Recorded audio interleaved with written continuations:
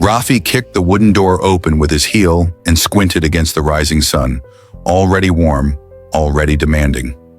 His hoe leaned against the wall, untouched, exactly where it had been yesterday. He stepped outside, stretched his arms lazily and sighed. "Not today," he said out loud, hearing his own voice echo in the quiet yard. "Tomorrow. I'll start tomorrow." He turned back inside as the field lay waiting behind him, silent and patient, like it had learned not to expect anything anymore. Rafi lived in the small valley of Nemera, a place where the land rewarded effort and punished delay without mercy. From childhood, he had dreamed loudly. One day, he would tell anyone who listened, "I'll own the largest farm in this valley. People will speak my name with respect." His words were confident, his vision clear, but his hands were rarely dirty, and his mornings often slipped away while he slept. Ambition burned brightly in his chest, yet his feet refused to move. Each day followed the same pattern. He would wake late, stare at the ceiling, and argue with himself. "I know what I need to do," he would whisper. "I'm not lazy. I'm just waiting for the right moment." Then another voice would answer, softer, more dangerous. "Rest today. You'll work harder tomorrow." And Rafi would nod, convinced, relieved. Tomorrow became his favorite word. One afternoon, an old man appeared at the edge of his land. His name was Harun, Rafi's uncle, a farmer whose back was bent, but whose eyes were sharp. Harun studied the empty field for a long moment, then looked at Rafi. "You talk a lot about the future," he said calmly, "but the land only listens to action." Rafi laughed nervously. "I have big plans," he replied. "I'm just preparing myself." Harun said nothing. He reached into his worn satchel and pulled out 2 small cloth bundles, placing them gently into Rafi's hands. "Inside these are 2 seeds," Harun said. "Plant them when you're ready." Rafi frowned. "What kind of seeds?" Harun smiled faintly. "One grows only if you care for it every day. Miss a day and it weakens. The other grows without effort. It spreads quickly, even if you ignore it." Rafi chuckled. "That doesn't sound very fair." Harun's voice lowered. "Life isn't." Without another word, he turned and walked away, leaving Rafi staring at the bundles, curiosity mixing with indifference. The seeds stayed on a shelf for days. Rafi would glance at them and think, "I'll plant them tomorrow." Eventually, out of boredom more than intention, he pushed them into the soil at opposite ends of the field. He didn't water them. He didn't watch them. "They'll grow if they're meant to," he muttered, brushing dirt from his hands. Weeks passed. One morning, Rafi stepped outside and froze. One side of the field was wild, overrun with thick weeds twisting aggressively through the soil. They spread fast, choking everything around them. On the other side, a fragile shoot struggled to stand, its leaves pale, its stem weak. Panic tightened Rafi's chest. "What is this?" he whispered. He knelt beside the small plant. "Don't die," he pleaded softly, as if it could hear him. But the weeds kept advancing, relentless, confident. Harun returned that evening. He walked the field slowly, crushing weeds under his feet. "I didn't do anything," Rafi confessed, his voice shaking.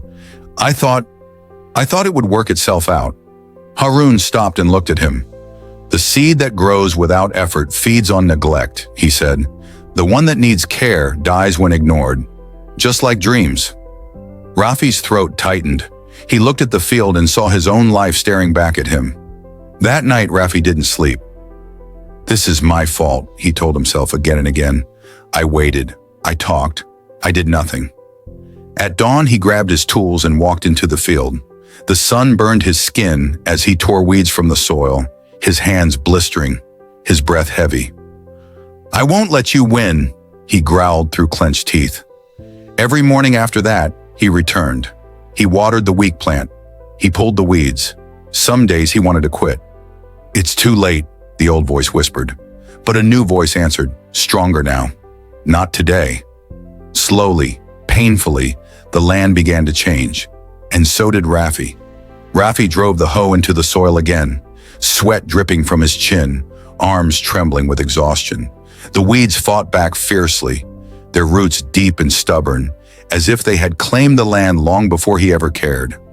"You've had this field for years," he muttered angrily, yanking another cluster from the ground. "You've had my time, my excuses, my laziness. Not anymore."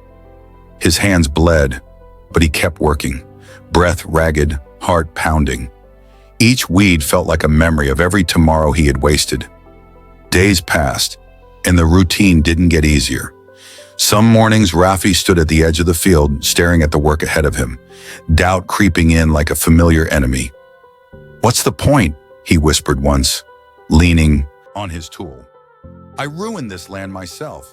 Maybe it's too late." The old voice returned, smooth and convincing. "Rest today.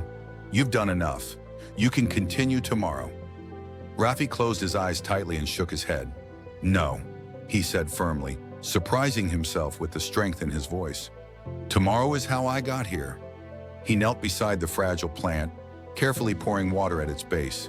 Its leaves still trembled in the breeze, but they were greener now, stronger. "I won't abandon you," he said softly, "even when I'm tired, even when I don't feel like it." Saying the words out loud made something shift inside him. He realized he wasn't only speaking to the plant, he was speaking to himself. Weeks turned into months. The sun rose and set, and Rafi showed up every day.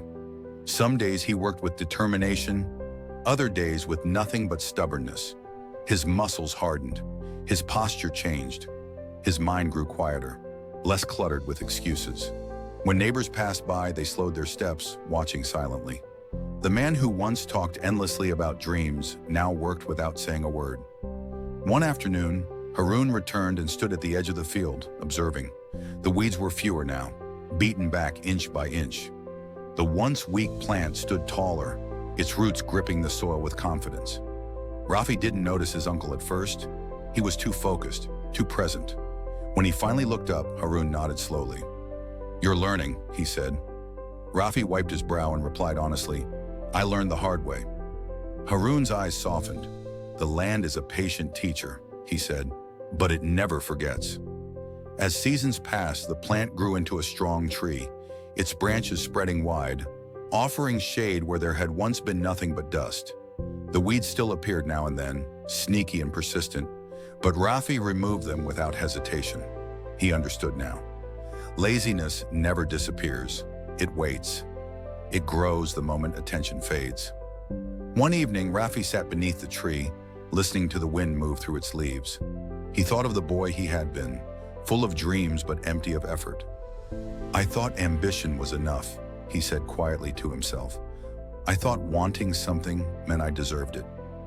He laughed softly, not with bitterness, but with clarity.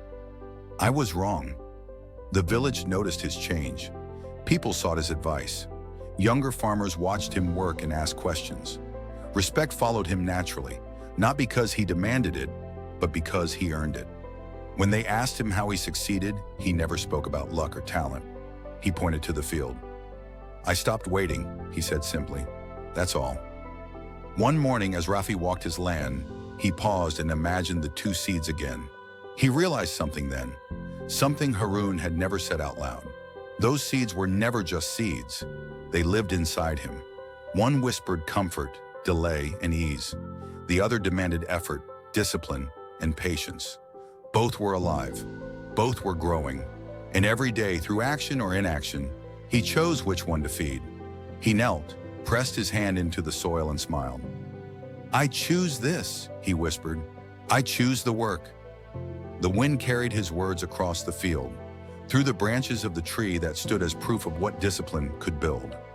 Rafi knew the truth now, a truth carved into his hands and burned into his muscles. Dreams don't die in one day. They die slowly, buried under excuses and watered with tomorrow. Laziness doesn't ask permission. It spreads quietly, patiently, until it owns everything. And ambition, no matter how powerful, will starve if it is not fed daily. As the sun dipped low, casting long shadows across the land, Rafi stood tall, no longer afraid of the work ahead. He understood that the field would always demand effort, and life would always test his resolve. But he was ready. He had learned to show up, even when it was hard, even when no one was watching. And somewhere deep inside, where ambition and laziness both waited for attention, Rafi made a silent promise he intended to keep.